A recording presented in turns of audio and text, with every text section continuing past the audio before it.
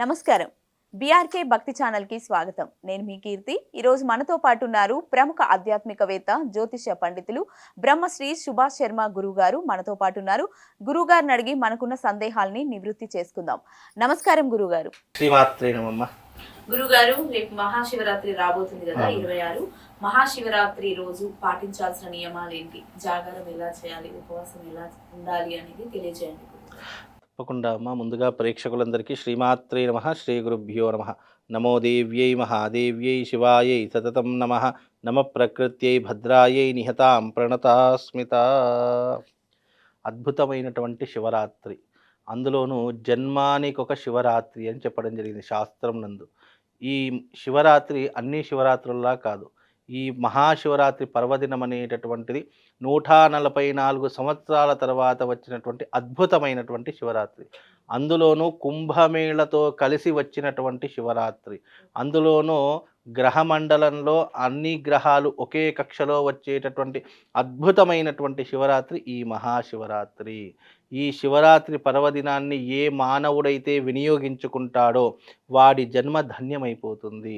జన్మానికి ఒక శివరాత్రి అంటే ఈ జన్మలో ఈ శివరాత్రి వినియోగించుకోకపోతే నీ జన్మ దుర్లభమైనటువంటి జన్మ, అసలు ఏ దానికి పనికిరానటువంటి జన్మగా గుర్తింపబడుతుంది. కనుక ఈ శివరాత్రి రోజు మహాపర్వదినం ఎందుకు అంటే ముక్కోటి దేవతలు పూజించేటటువంటి ఏకైక తత్వము ఆత్మతత్వము.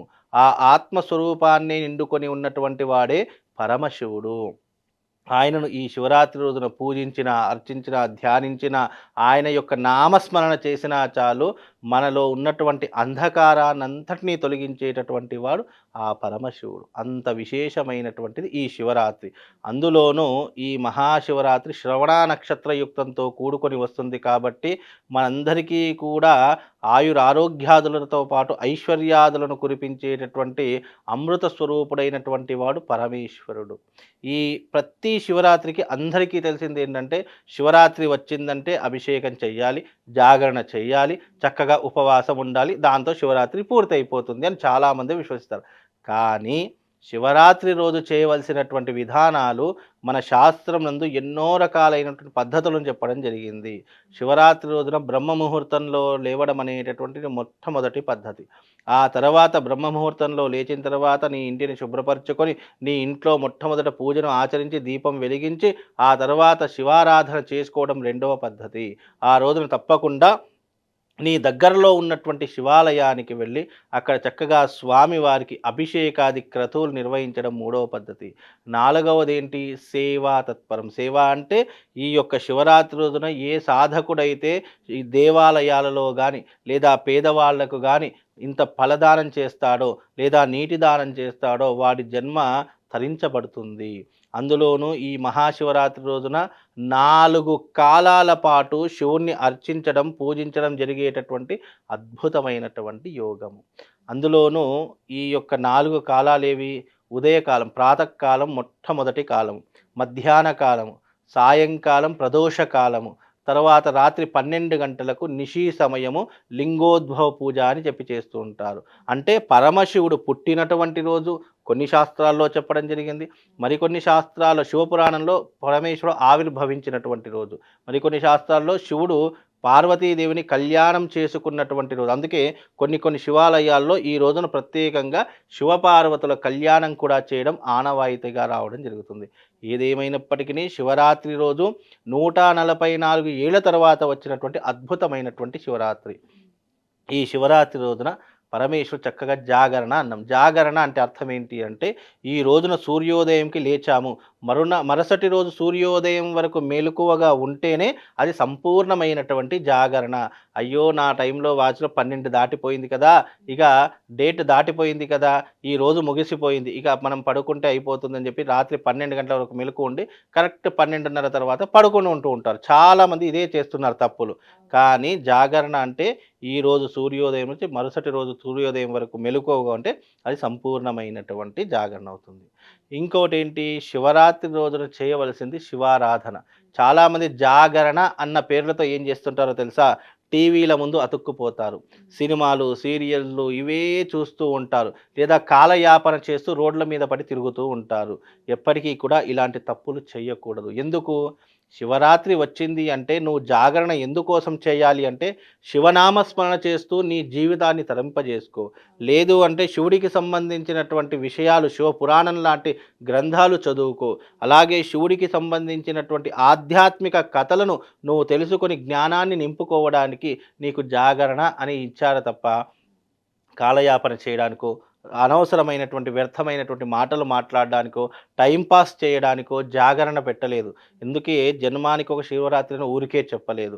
అందులోనూ జాగరణతో పాటు ఉపవాస దీక్ష కూడా ప్రత్యేకంగా చెప్పడం ఇది. ఉపవాస దీక్షలో మనకు ఎలాంటి నియమం పెట్టారంటే కటిక ఉపవాసం ఉండాలి అని శాస్త్రము. ఇక్కడ ఉపవాసం అంటే భగవంతుడిని దగ్గరగా దర్శిస్తూ ఆయన నామస్మరణ చేసుకుంటూ ఏమీ తినకుండా ఉండడమే ఉపవాసం. కానీ చాలామంది ఏం చేస్తారు, శరీరం నిలబడడానికి ఆహారం తీసుకోమని శాస్త్రం చెప్పింది. అది ఎంతవరకు? ఒక పండో, ఒక కాయో, ఇంత పాలో అది శరీరం నిలబడడానికి శక్తి కోసం. కానీ ఈ మధ్యకాలం శివరాత్రి వచ్చిందంటే డజన్ అరటిపళ్ళు తినేస్తారు, 10 యాపిల్స్ తినేస్తారు. చక్కగా అవి ఏదంటే అది తినేస్తుంటారు. అప్పుడు ఆకలి ఎక్కడి నుంచి వస్తుంది? కడుపులో నిండా పళ్ళు, ఫలాలు, పాలు, పండ్లు అన్నీ ఉన్న తర్వాత ఎక్కడి నుంచి ఆకలేస్తుంది? ఆకలి వేయదు కదా! అంటే ఉపవాసం అంటే అర్థం ఏంటి? నీ కడుపు నీ శక్తి అంటే నువ్వు నిలబడడానికి నీకెంత శక్తి కావాలో అంత మట్టుకు ఆహారం తీసుకొని ఉపవాసం చేయమని శాస్త్రం చెప్పింది తప్ప, కడుపు నిండా తిన్న తర్వాత దాన్ని ఉపవాసము అనరు. అర్ధ ఉపవాసమే అని అంటారు. కనుక ఇలాంటి తప్పులు కూడా చేయకూడదు. బ్రహ్మ ముహూర్తంలో లేచి తప్పకుండా స్నానం ఆచరించి భగవత్ ఆరాధన చేసుకుంటే ఆ యొక్క జీవుడు పుణ్యాత్ముడవుతాడు. పరమాత్ముడిలో ఐక్యమవుతాడు. శివ సాన్నిధ్యంలో తనకంటూ ఒక ప్రత్యేకమైనటువంటి స్థానాన్ని సంతరించుకోవడం. అందుకే ఈ శివరాత్రి పరమ పవిత్రమైనటువంటిది. కేవలం మనుషులే కాదు, దేవతలు సైతం అర్చించవలసినటువంటి యోగకారకమైనటువంటి శివరాత్రి ఈ యొక్క మహాశివరాత్రి. కనుక దీనిని మీరు అందరూ ఉపయోగించుకోండి. మీ జన్మను తరింపజేసుకోండి. ఓకే, ఒక్క నిమిషం గురుగారు. ఇప్పుడు మీరు అన్నారు కదా 144 సంవత్సరాలకు ఒకసారి వస్తుందని. అది అందరూ ఉపయోగించుకోవాలన్నారు కదా, కొందరికి కుదరదు కదా. అంటే ఇట్లా ఎవరైనా వాళ్ళ ఇంట్లో చనిపోయినా 1 ఇయర్ దాకా వాళ్ళకు పూజ చేయొద్దు అలా ఉంటది కదా, వాళ్ళు ఏం చేసుకోవచ్చు అంటే? ఇక్కడ ఎవరికైతే పనికి రాదు అని అంటున్నారో వాళ్ళు ఎగ్జెంప్షన్. ఎందుకంటే వాళ్ళ యొక్క జీవితంలో దీన్ని ఉపయోగించే యోగం లేనప్పుడు ఎవరు కూడా ఏం చేయలేరు. కానీ ఉపయోగించుకునేటటువంటి వీలు ఉండి ఎవరైతే దీన్ని వినియోగించకుండా కాలయాపన చేసి దీన్ని ఈ రోజుని వృధా చేస్తారో వాళ్ళు మాత్రం పాపాత్ములతో సమానము. శివుణ్ణి అర్చించకపోయినా, శివుడి ఆరాధన చేయకపోయినా, శివలింగాన్ని ఇంట్లో లేకపోయినా అది మహాశ్మశానముతో సమానము. శ్మశానం అంటే ఏంటి? నెగిటివ్. అంటే నీ జీవితం అంతా నెగిటివ్సే ఉంటాయి. నీ జాతకంలో నీ దారిద్ర్యం ఉన్నటువంటి విషయాలున్నా, నీ జాతకం అస్సలు బాగా లేకపోయినా, నీకు నీ రాశిలో కానీ నీ నక్షత్రాల్లో కానీ నీకు నీచమైనటువంటి స్థితిలో ఉన్న ఈ శివరాత్రిని ఉపయోగించుకుంటే నీ జీవితం ధన్యమైపోతుంది. నీకెన్ని గ్రహదోషాలున్నా, ఎన్ని రుణదోషాలున్నా అవన్నీ కూడా పటాపంచలయ్యేటటువంటి శివరాత్రి ఈ అద్భుతమైనటువంటి శివరాత్రి అమ్మ. ఓకే, ఓకే గురుగారు. శివరాత్రి రోజు పాటించాల్సిన నియమాల గురించి చాలా చక్కగా వివరించారు. ధన్యవాదాలు. శ్రీమాత్రే.